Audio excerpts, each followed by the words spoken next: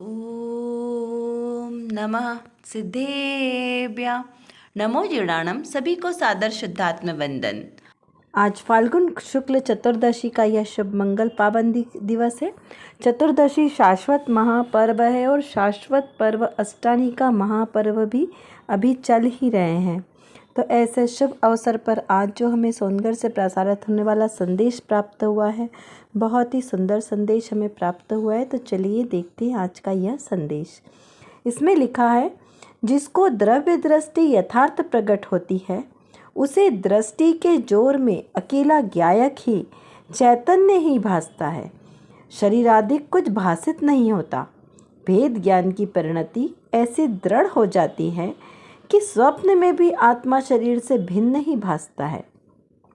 दिन को जागृत दशा में तो ज्ञायक निराला रहता है, परंतु रात को नींद में भी आत्मा निराला ही रहता है।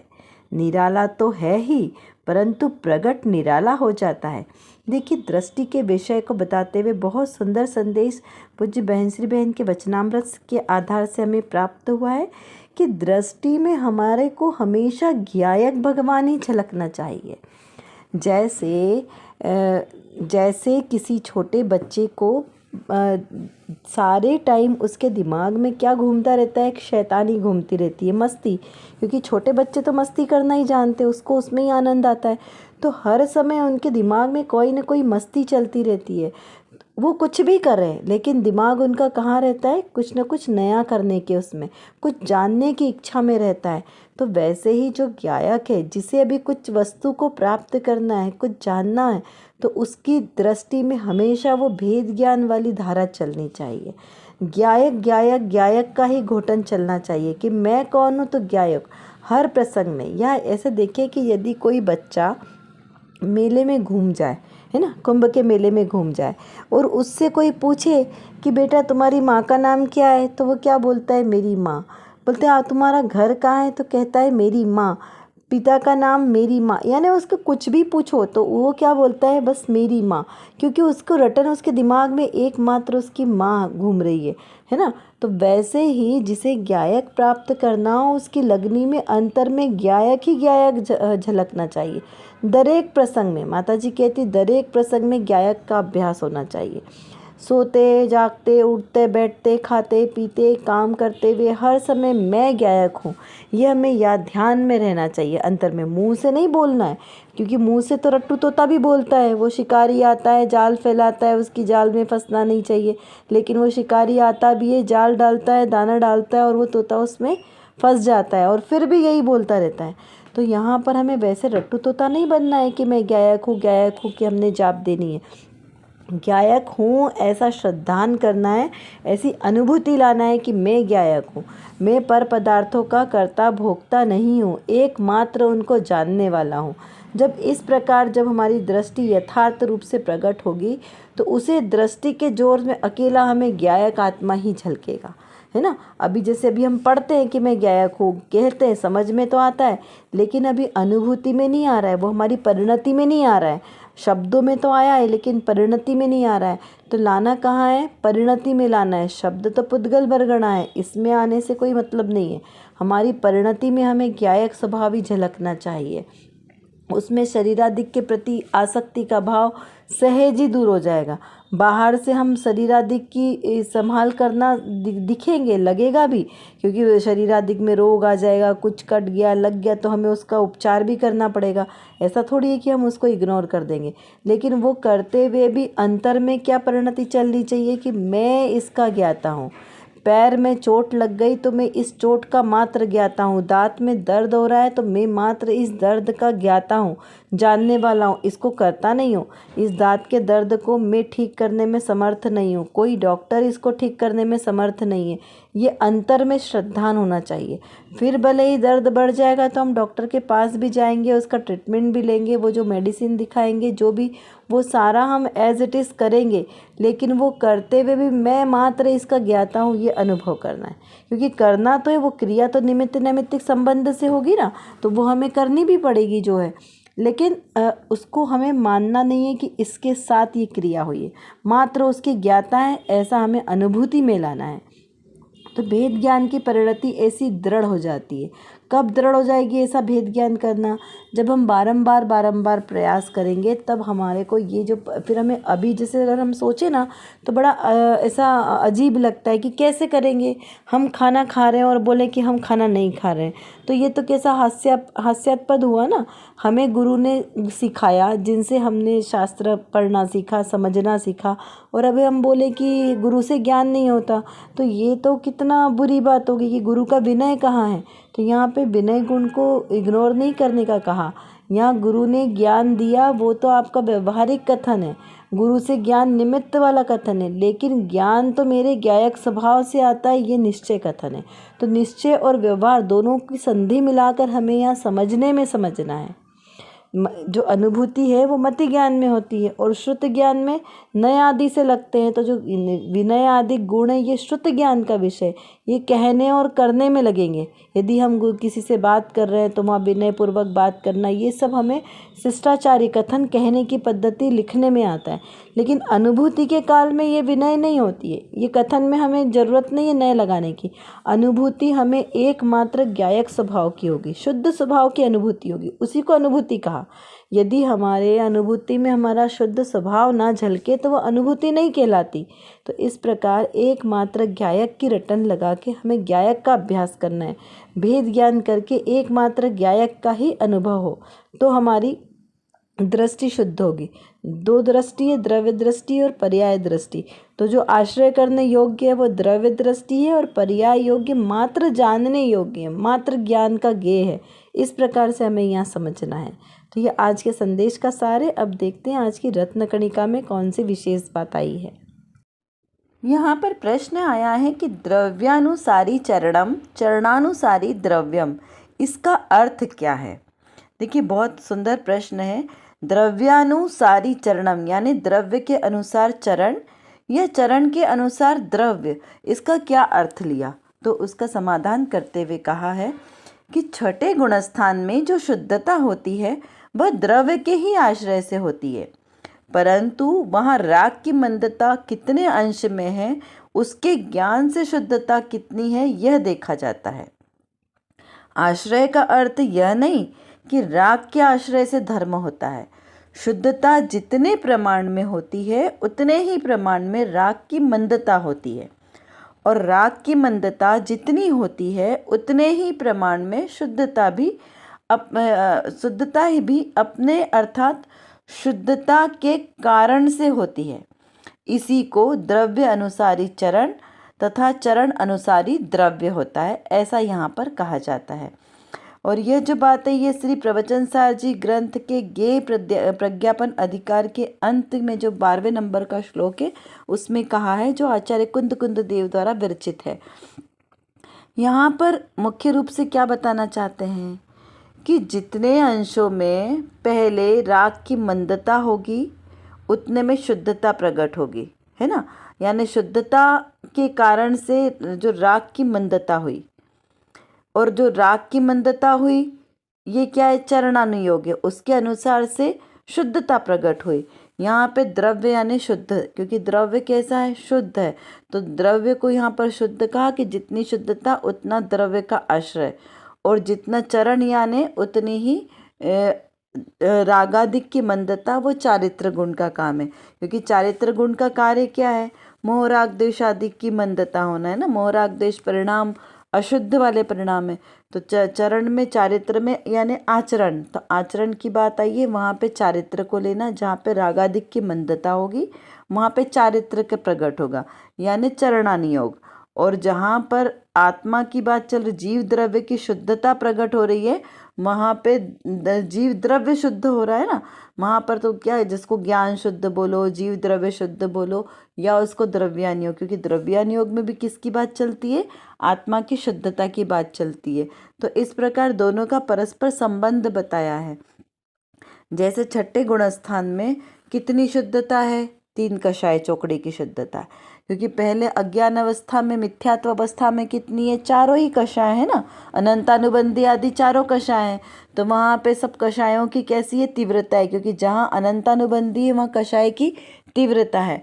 अब जब पहले सम्यक दृष्टि जीव हुआ तो वहाँ अनंतानुबंधी कषाय का अभाव हुआ, तो एक कषाय चौकड़ी की शुद्धता हुई, क्योंकि वो इतना हट गई ना एक कषाय चौकड़ी।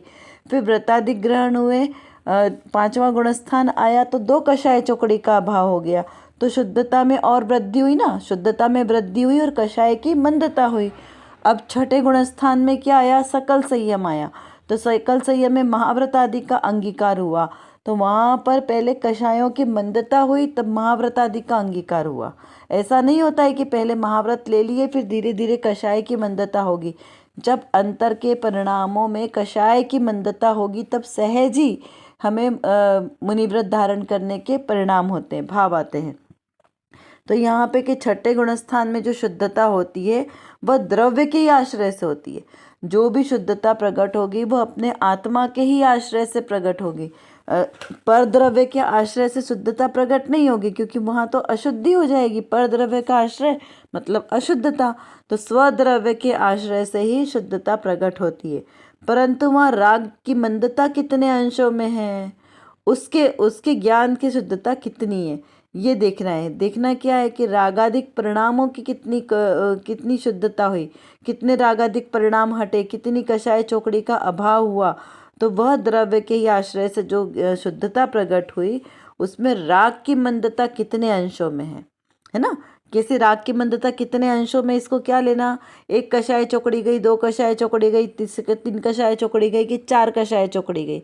चार कषाय चौकड़ी कब जाती है, ऊपर ऊपर मुनिराजों की जब शुद्ध उपयोग की दशा होती है तब चारों कषाय चौकड़ी का अभाव होता है, संजुलन।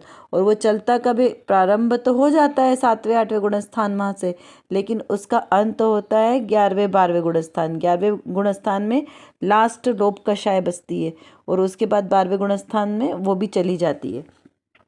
तो इस प्रकार वहाँ पर पूर्ण कषाय का अभाव हो जाता है 12वें गुणस्थान में।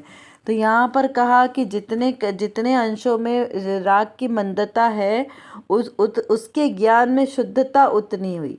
जितनी मंदता गई, देखिए सिंपल सा देखते हैं, अगर किसी को अज्ञान है तो जितने जितने अंशों में ज्ञान की प्राप्ति हुई उतने उतने अंशों से अज्ञान हटता गया।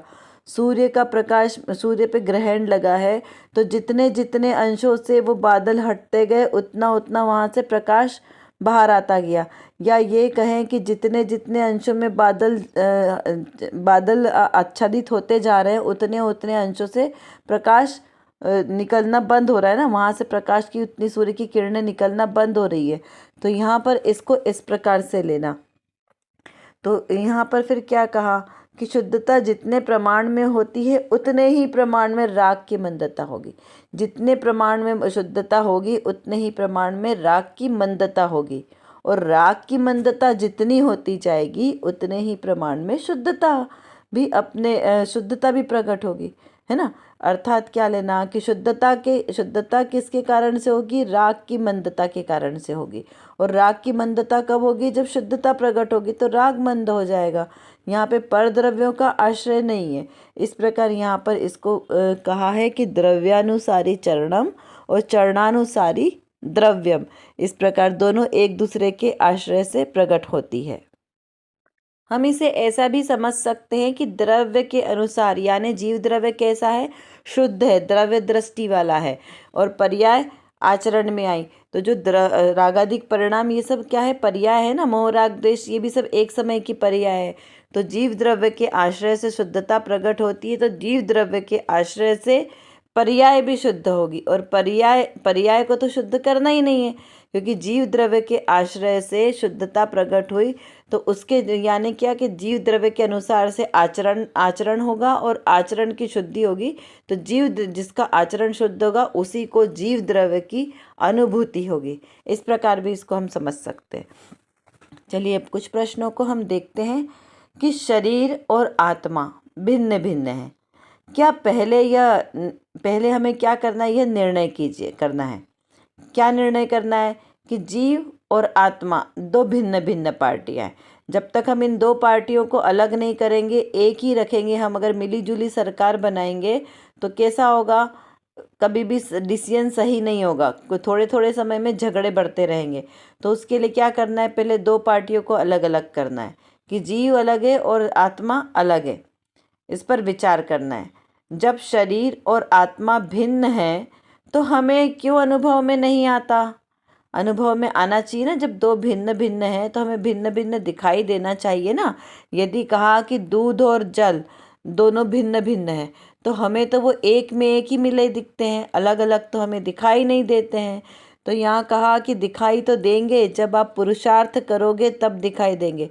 दूध और पानी अनादिकाल से एक साथ मिला हुआ अवस्था में प्राप्त होता है, लेकिन जब आप पुरुषार्थ पूर्वक उसे गर्म करके उसमें थोड़ा सा नींबू का रस खटाई डालेंगे तो वो आपको भिन्न भिन्न होता हुआ दिखाई देगा, है ना। या आप जब उसको अग्नि पर रख कर उसको ज़्यादा गर्म करेंगे तो उसका दूध उसका पानी अलग हो जाएगा और गाढ़ा गाढ़ा मावे के रूप में आपको प्राप्त हो जाएगा।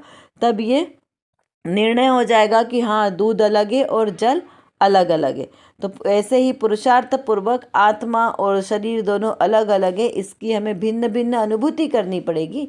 जब तक हम निर्णय नहीं करेंगे, अनुभूति नहीं करेंगे, तब तक अलग अलग कैसे पता चलेगा, है ना। अज्ञान अवस्था में तो अलग अलग पता नहीं चलेगा, उसका हमें स्वयं को ही ज्ञान करना पड़ेगा पुरुषार्थ पूर्वक। जब तक इस नश्वर देह से एकत्व नहीं हटेगा तब तक आत्मानुभूति नहीं हो सकती। क्या कहा कि जब तक इस नश्वर देह, ये देह तो नाशवान है ना, इससे हमने एकत्व करके रखा है, तो ये एकत्व बुद्धि हमारी नहीं टूटेगी जब तक आत्मानुभूति कैसे होगी? इस पर विचार करें। कितना ज्ञान बढ़ता जाता है उतना उतना ज्ञान अज्ञान घटता जाता है। जितने जितने अंशों में ज्ञान बढ़ते जाएगा उतने उतने अंशों में अज्ञान घटता जाएगा। इस प्रकार यहाँ पर इसको समझना है। जीव द्रव्य के आश्रय से रागादिक भाव नहीं होंगे, और रागादिक भाव जब मंदता होगी तो उसके आश्रय से शुद्धता प्रकट होगी। इस प्रकार समझना है। अपनी मति को व्यवस्थित करते हुए हमें यह निर्णय करना है कि मैं कौन हूँ और मेरा स्वरूप क्या है। इस प्रकार यथार्थ निर्णय के साथ हमें अपना सिद्धांत पक्का करना है, क्योंकि जो सर्वज्ञ देव की वाणी में आया है वही वस्तु का यथार्थ स्वरूप है और वही मैं हूँ, वही मेरा स्वरूप है। इसी स्वरूप को समझकर अनंत सिद्ध हुए हैं, अनंत सिद्ध हो रहे हैं और आगे भी ऐसे ही अनंत सिद्ध होंगे। और मुझे भी अगर अपना सम्यक दर्शन प्रकट करना है, उस सिद्धालय में जाकर विराजमान होना है, तो इसी मार्ग का अनुसरण करना पड़ेगा। चलिए, इतना आपको समझ में आ गया होगा। यदि नहीं समझ में आए तो आप कमेंट बॉक्स में लिखकर पूछ सकते हैं और अपनी चिंतन धारा को बढ़ाएं, स्वाध्याय करें। जय जिनेंद्र।